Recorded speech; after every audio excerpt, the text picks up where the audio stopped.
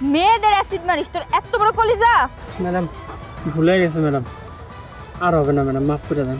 ভুলে গেছে? হ্যাঁ, এই অ্যাসিড মারার সময় মনে ছিল না যে দেশে আইন কানুন বলে কিছু আছে? ম্যাডাম ম্যাডাম জিন্দিগিতে আর মারবো না ম্যাডাম, আমার এই শিক্ষা হয়ে গেছে ম্যাডাম, আজকের মতো আমার ছাইড়া দেন। ওয়েট, যাইছে? Yes ma'am. অ্যাসিড আনছেন? জি। দেন।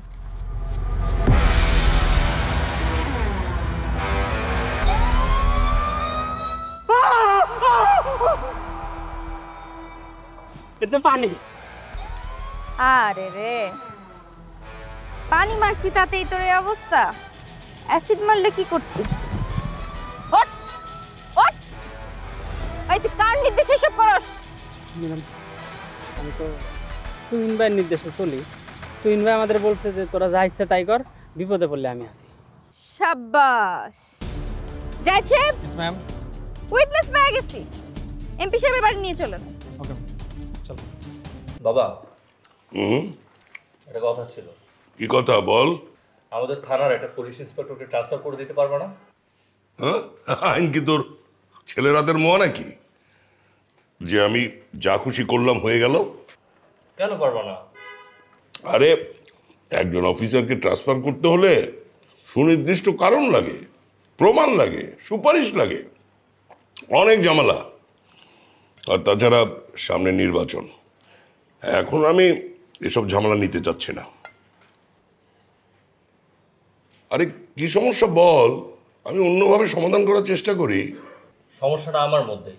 আমি একটা মেয়েকে ডিচ করছিলাম, ওই মেয়েটা এখন পুলিশ ইন্সপেক্টর হয়ে আমাদের থানাতে পোস্টিং নিচ্ছে। তাই নাকি? আরে এটা তো ভালো খবর।